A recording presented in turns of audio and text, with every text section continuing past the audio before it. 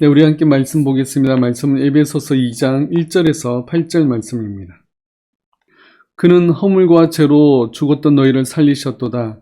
그때 너희는 그 가운데 행하여 이 세상 풍조를 따르고 공중의 권세 잡은 자를 따랐으니 곧 지금 불순종의 아들들 가운데서 역사하는 영이라. 전에는 우리도 다 그 가운데서 우리 육체의 욕심을 따라 지내며 육체와 마음에 원하는 것을 하여 다른 이들과 같이 본질상 진노의 자녀이었더니 긍휼이 풍성하신 하나님이 우리를 사랑하신 그 큰 사랑을 인하여 허물로 죽은 우리를 그리스도와 함께 살리셨고 너희는 은혜로 구원을 받은 것이라. 또 함께 일으키사 그리스도 예수 안에서 함께 하늘에 앉히시니 이는 그리스도 예수 안에서 우리에게 자비하심으로써 그 은혜의 지극히 풍성함을 오는 여러 세대에 나타내려 하심이라. 너희는 그 은혜에 의하여 믿음으로 말미암아 구원을 받았으니 이것은 너희에게서 난 것이 아니요 하나님의 선물이라. 행위에서 난 것이 아니니 이는 누구든지 자랑하지 못하게 함이라. 아멘. 네, 오늘은 전적 타락과 비참이라는 제목으로 우리 함께 말씀을 살펴보겠습니다.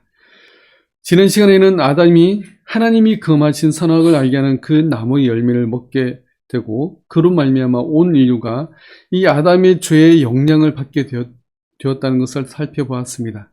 그래서 모든 사람은 태어날 때부터 죄를 가지고 태어나게 된다는 것을 살펴보았는데 이것을 원죄라고 합니다. 사람은 이 원죄로 말미암아 죄와 비참함의 상태에 이른다고 했습니다. 그것이 지난 시간 우리 소유문답 17문에 나왔던 내용인데 소유문답 17문은 이렇게 질문합니다. 이 타락으로 인류는 어떤 상태가 되었나요? 라고 묻고 있습니다. 이에 대한 답으로 이 타락은 인류를 죄의 상태와 비참함의 상태에 이르게 하였습니다. 라고 답합니다. 그 아담의 최초의 그런 타락으로 말미암아서 모든 인류는 이 죄의 상태와 비참함의 상태에 이르게 되었습니다. 그래서 죄의 상태에 대해서 더 자세하게 설명하는 부분이 소유의 문답 18문이며 비참함의 상태에 대해서 설명하는 것이 바로 19문입니다. 오늘은 이 소유의 문답 18문과 19문 두 문의 내용을 살펴보도록 하겠습니다. 먼저 18문을 보겠습니다. 소유의 문답 18문은 이렇게 질문합니다.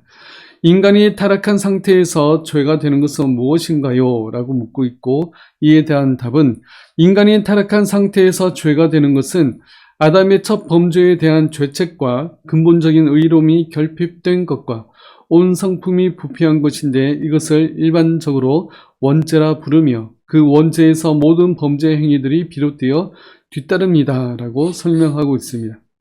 답이 조금 긴데 이 답을 하나하나 살펴보면 우리가 그 내용을 잘 알 수가 있습니다. 아담의 첫 번째로 인해서 모든 인류에게 죄가 전가되었습니다. 그것이 바로 원죄입니다. 이 원죄는 크게 세 가지로 구성되어 있습니다. 첫째는 바로 죄책이라는 내용입니다.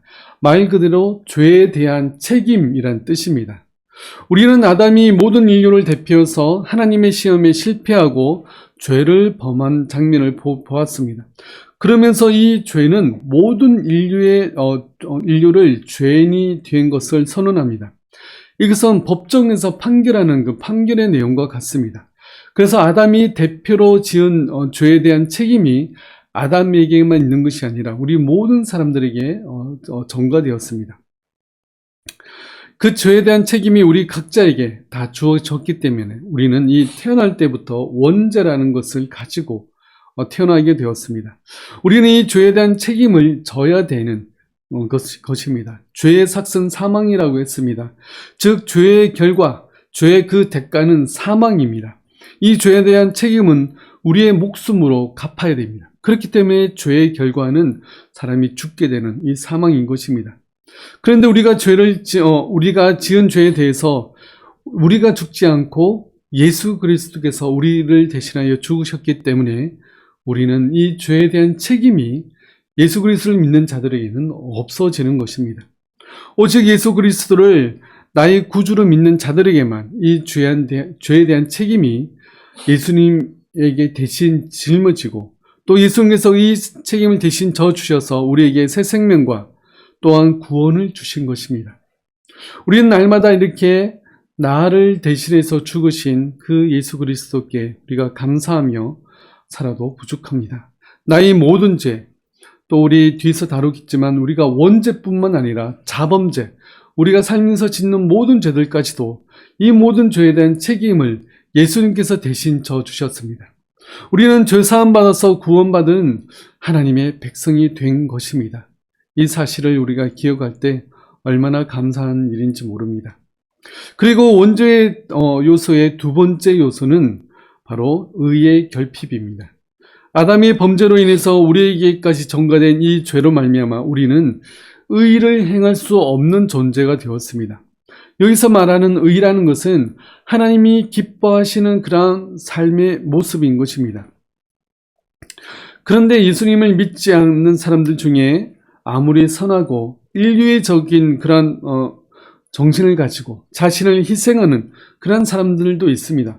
그러나 아무리 그렇게 자신을 희생하며 인류애적인 그런 삶을 산다 할지라도 하나님이 기뻐하시는 의를 행할 수 없습니다. 왜냐하면 하나님이 기뻐하시는 의로운 행위는 오직 하나님을 믿는 하나님의 자녀들만이 할 수 있기 때문에 그렇습니다. 하나님을 믿지 않는 사람이 아무리 세상적인 가치로 훌륭한 그런 일을 하고 또 희생해서 남을 돕는 일이라 할지라도 하나님의 영광을 위한 일이 될 수는 없습니다. 우리가 똑같은 일을 하더라도 하나님을 믿는 사람과 하나님을 믿지 않는 사람이 하나님의 영광을 위해서 일하는 그 삶의 모습은 달라질 수밖에 없습니다. 거리에 청소부를 예를 든다 하더라도 아무리 즐거운 마음으로 기쁜 마음으로 거리를 청소하는 청소부가 있다 할지라도 그것이 하나님께 영광이 되지 못하는 것은 하나님을 믿는 사람만이 내가 하나님을 위해서, 내가 하나님의 영광을 위해서, 내가 하나님의 뜻을 위해서 이 일을 하리라는 그런 다짐으로 하기 때문에 하나님을 믿지 않는 사람과 하나님을 믿는 사람이 차이가 날 수밖에 없습니다. 그래서 그 일이 일반적으로 보기에는 선한 일일지는 몰라도 하나님의 영광을 위한 그런 일이 될 수는 없는 것입니다. 그렇기 때문에 하나님을 믿지 않고 행하는 그 어떤 일도 하나님이 기뻐하시는 그러한 의로운 일을 행할 수 없는 것입니다. 이것이 바로 의가 결핍된 상태라는 말입니다. 그리고 원죄의 세 번째 요소는 성품의 오염입니다. 이 원죄의 영향으로 우리의 온 성품이 오염되었습니다. 이 성품의 오염이라고 할 때 먼저 우리의 지식이 오염되었습니다. 인간은 원래 하나님을 잘 알고 하나님과 교제하도록 창조되었습니다. 그러나 우리의 지식이 오염되어서 하나님을 알 수 없는 그런 상태가 되었습니다. 또한 하나님께서는 온 세상을 통치하고 다스릴 것을 우리 사람에게 명하셨습니다. 그런데 이 세상을 어떻게 통치할지 모르는 상태가 되었습니다. 그래서 오늘날 우리가 이 세상을 오히려 오염시키고 우리가 잘못 사용하지 않습니까? 아담은 지혜가 뛰어나서 어떤 동물이나 어떤 사물을 봐도 그 실체와 내면을 볼 수 있는 그러한 능력이 있었습니다. 그러나 우리는 타락으로 말미암아 그러한 부분들이 망가졌습니다. 그리고 세 번째로 우리의 감정이 오염되었습니다. 우리가 다른 사람들의 말이나 행동을 보고 우리가 순수하게 받아들이지 못합니다. 저 사람이 무슨 꿍꿍이가 있어서 저런 행동을 하고 저런 말을 하지? 우리는 그런 의심들을 하지 않습니까? 이건 나이가 들수록 더 심해지는 것 같습니다. 누군가가 나에게 잘해줘도 왜 저래? 라고 하면서 의심하고 또한 시기하고 다른 사람이 잘 되는 것을 보면 질투하고 미워하고 또한 짜증을 부리기도 합니다. 이 모든 것이 죄로 인해서 우리의 감정이 오염됐기 때문에 나타나는 모습인 것입니다. 또한 우리의 의지가 오염되었습니다. 우리는 어떤 일을 작심하지만 3일을 넘기기가 힘들지 않습니까? 우리가 당연히 운동해서 우리의 몸을 건강하게 관리해야 되는데 우리가 아침에 일어나면 내가 오늘 하지 말아야 될 이유를 10가지는 우리가 될 수 있지 않습니까? 옳고 선하고 의로운 일일수록 우리가 더 하기가 힘들합니다. 선을 행하려는 의지는 매우 약하지만 죄를 짓는 일과 나의 만족을 위한 일은 우리가 얼마나 민첩하고 빠릅니까? 이 모든 것들이 죄로 말미암아 우리의 의지가 오염되었기 때문입니다. 이렇게 죄로 인해서 우리의 지정의가 다 오염되었습니다. 이러한 오염으로 모든 인류는 하나님이 기뻐하시는 선행을 전혀 행할 수 없는 자가 되었습니다. 오늘날 하나님을 믿지 않아도 어느 정도 선을 행하고 의로운 일을 할 수 있다고 말하는데, 성경적으로 하나님이 기뻐하시는 삶을 살 수 있는 삶을 살지 못하는 그러한 상태가 된 것입니다. 이러한 원죄로 인해서 이러한 오염을 신학적인 용어는 뭐라고 하냐면 전적 타락이라고 합니다. 혹은 전적 부패라고 이야기합니다. 이 전적 타락이라는 용어 때문에 오해하는 부분들이 있는데, 이 전적 타락은 모든 인간이 악할 수 있는 만큼 가장 악하거나 부패해진 상태가 되었다는 그런 의미가 아닙니다. 전적 타락한 인간에게는 여전히 양심이라는 것이 있어서 어느 정도 선과 악을 구분하고 또 다른 사람에게 피해를 입히거나 악한 일을 하지 않으려는 그러한 마음들이 있습니다. 그래서 전적 타락이라는 말은 타락한 상태에 있는 사람은 선천적으로 오염된 본성을 가지고 있기 때문에 그의 존재의 모든 부분들이 오염의 결과로 나타난다고 말할 수 있습니다. 한마디로 말하면 전적 타락된 인간에게는 영적인 선이 없다는 그런 의미입니다. 물론 자연적인 선이나 그러한 덕은 충분히 많이 있습니다. 그러나 하나님이 원하시는 영적인 선은 없는 자가 되었습니다. 그래서 시편 51편에 이렇게 말씀합니다. 내가 죄악 중에서 출생하였으며 어머니가 죄 중에서 나를 잉태하였나이다. 우리는 죄악 중에서 출생하였고 죄 중에 잉태되었습니다. 우리는 태어날 때부터 죄를 가지고 태어났기에 우리는 전적으로 타락한 그러한 존재가 되었습니다. 예레미야 선지자도 말합니다. 만물보다 거짓되고 심히 부패한 것은 마음이라 누가 능히 이를 알려마는. 이 세상 그 무엇보다 부패한 것은 우리의 마음이라고 말씀합니다. 아이들이 선한 것보다 악한 것을 훨씬 쉽게 받아들이고 또 그런 행동들을 하지 않습니까? 죄된 것들은 더 쉽게 따라하고 더 쉽게 모방합니다. 선하고 바른 것은 끊임없이 가르치고 소리를 질러야 됩니다. 이 모든 것이 부패한 마음의 증거인 것입니다. 바울이 로마서에서도 말합니다. 로마서 8장 말씀에 보면 육신의 생각은 하나님과 원수가 되나니 이는 하나님의 법에 굴복하지 아니할 뿐 아니라 할 수도 없습니다. 육신에 있는 자들은 하나님을 기쁘시게 할 수 없느니라. 예수 그리스도를 믿지 않는 사람은 여전히 육신에 있는 자들이어서 그들의 모든 말과 생각은 하나님과 원수가 되며 하나님의 법에 굴복할 수도 없는 그러한 자들입니다. 이것이 전적 타락의 의미입니다. 이 외에도 많은 성경 구절에서 인간의 타락에 대해서 인간이 전적으로 타락해서 하나님을 기쁘시게 해드릴 수 없는 상태임을 설명하고 있습니다. 그러나 예수 그리스도를 믿는 우리들은 이제 의롭게 되었습니다. 이제 하나님의 뜻을 조금씩 알아가며 또 그 뜻을 이해하고 하나님이 기뻐하시는 일이 무엇인지 아는 자가 되었습니다. 그런 우리들이 이 세상 가운데서 하나님의 바른 뜻을 나타낼 수 있어야 됩니다. 지식이 오염되어 하나님을 전혀 모르는 사람이 되었지만 이제는 하나님이 어떤 분이신지 우리가 알 수 있지 않습니까? 그렇게 하나님을 아는 지식을 가지기 위해서 우리는 더욱더 힘써야 됩니다. 하나님이 어떤 분이시며 어떤 일을 행하셨는지를 우리가 잘 알고 살피고 배우도록 우리는 힘써야 됩니다. 또한 하나님이 맡기신 이 세상을 하나님이 기뻐하시는 모습으로 우리가 만들어 가야 됩니다. 내 이익과 내 만족을 위해서 세상을 함부로 사용하고 다루는 것이 아니라 이 세상을 잘 아끼고 가꾸고 또한 보존해 나가야 됩니다. 그래서 기독교인들이 더 앞장서서 이 자연 환경과 또한 탄소를 줄이고 또 재활용을 잘 할 수 있도록 우리가 더욱더 힘써야 됩니다. 저도 집에서 분리수거하다 보면 이런 플라스틱들이 엄청나게 많이 나오는 그런 것을 보고 정말 깜짝 놀랍니다. 어떻게 하면 이 플라스틱과 일회용품을 줄일 수 있을까? 이런 고민들이 많이 있습니다. 또한 오염된 우리 마음으로 다른 사람들을 의심하고 미워하였다면 이제는 그리스도의 사랑으로 그들을 우리가 품어주고 또 더욱더 믿어주는 일들을 우리가 더욱더 많이 해야 되겠습니다. 죄로 오염된 마음으로 다른 사람들을 대하는 것이 아니라 이제 하나님의 은혜와 사랑을 받은 자로서 다른 사람들에게 하나님의 사랑을 맛보아 알게 해줘야 됩니다. 하나님의 마음을 전달하는 그런 전달자가 다 되는 우리들 되었으면 좋겠습니다.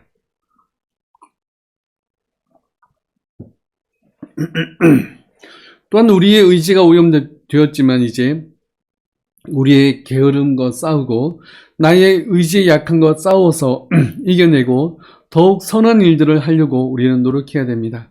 하나님은 우리를 구원만 하시고 내버려 두신 것이 아니라 구원받은 자로서 살아갈 수 있는 힘과 지혜를 동시에 주셨습니다.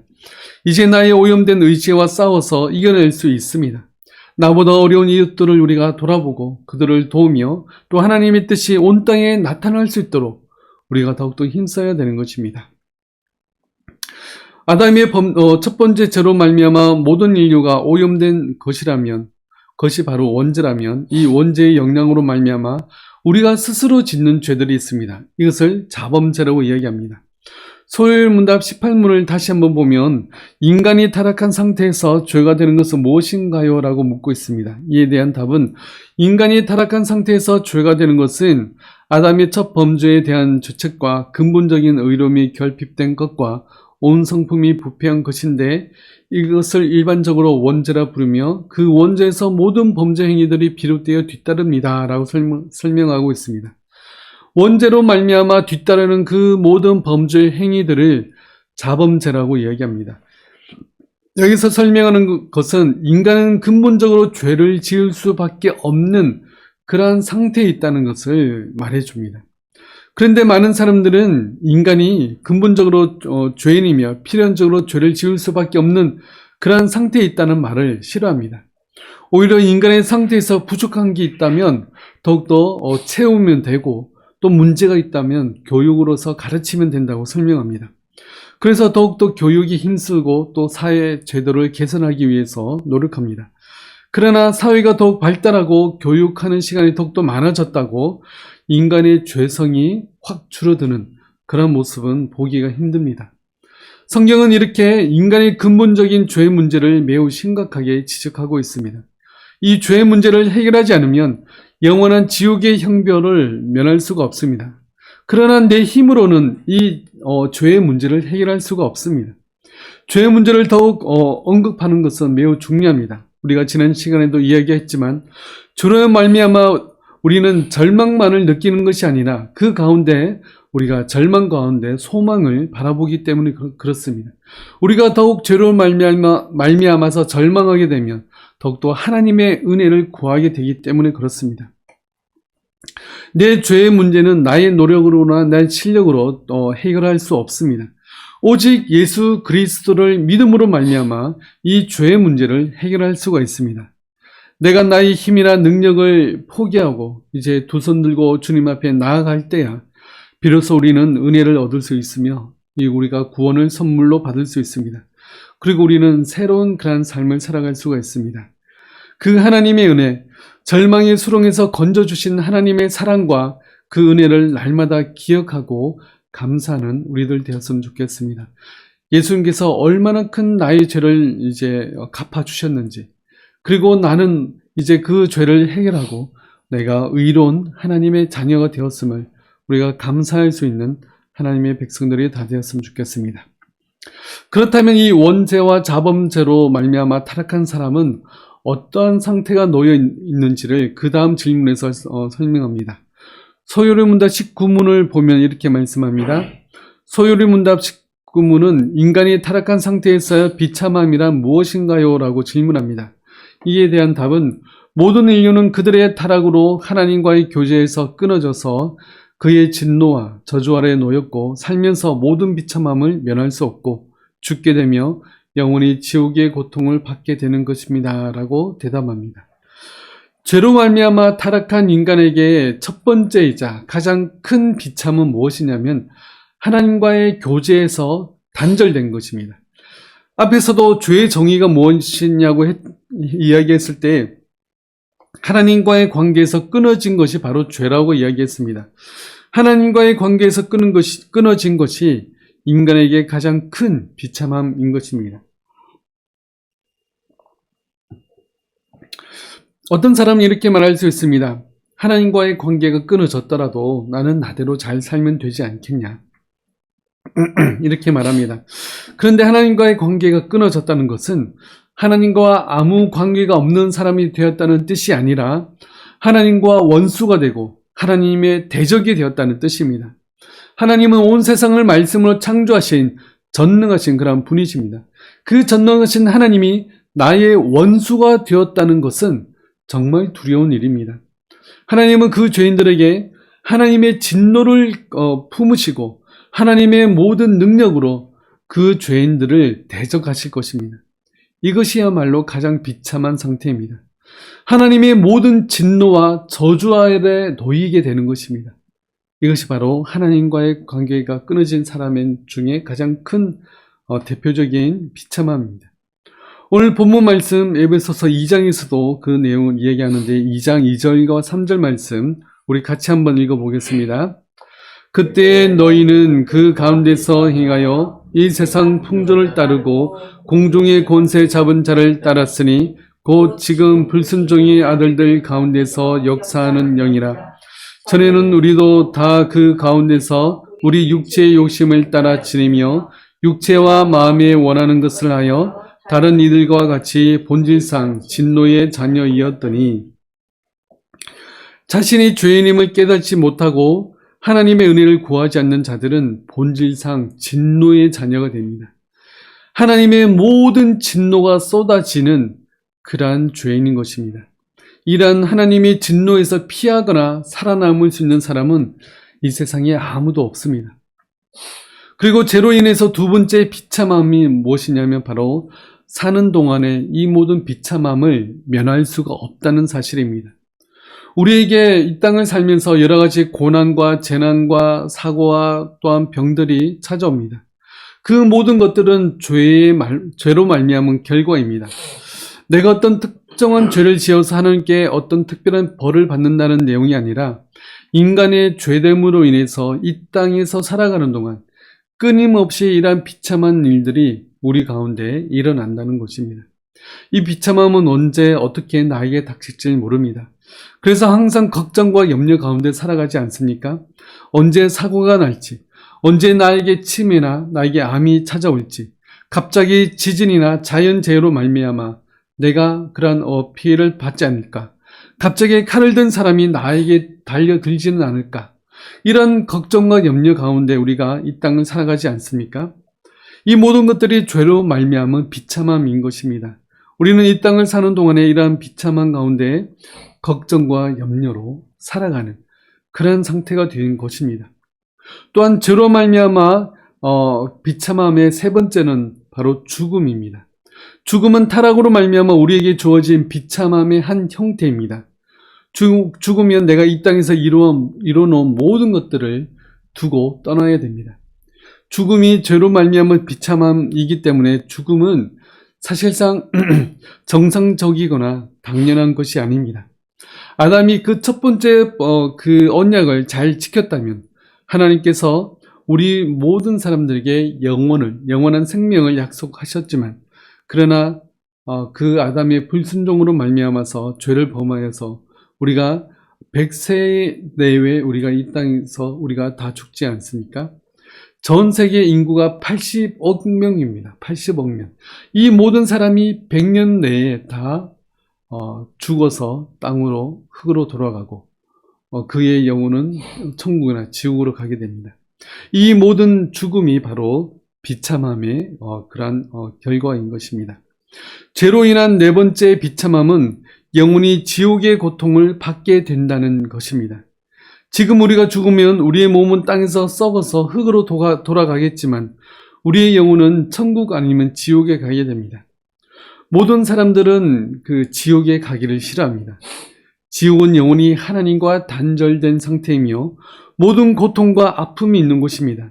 매일매일 죽임을 당하지만 죽지 않는 곳입니다. 영원한 고통이 있는 곳이 바로 지옥입니다. 영혼이 지옥의 형벌을 받는 것 역시 바로 이 비참함의 죄로 말미암은 비참함이라는 것입니다. 우리는 허물과 죄로 죽었던 자들이었습니다. 소망이 전혀 없던 자들이었습니다. 그러나 이제는 예수 그리스도를 믿음으로 말미암아 구원을 얻은 자가 되었습니다. 오늘 본문에서도 이야기합니다. 우리의 본문 에베소서 2장 3절에서 5절 말씀을 같이 읽어보겠습니다. 전에는 우리도 다 그 가운데서 우리 육체의 욕심을 따라 지내며 육체와 마음이 원하는 것을 하여 다른 이들과 같이 본질상 진노의 자녀이었더니 긍휼이 풍성하신 하나님이 우리를 사랑하신 그 큰 사랑을 인하여 허물로 죽은 우리를 그리스도와 함께 살리셨고 너희는 은혜로 구원을 받은 것이라. 그리고 우리 8절과 9절 말씀도 같이 보겠습니다. 너희는 그 은혜에 의하여 믿음으로 말미암아 구원을 받았으니 이것은 너희에게서 난 것이 아니요 하나님의 선물이라. 행위에서 난 것이 아니니 이는 누구든지 자랑하지 못하게 합니다.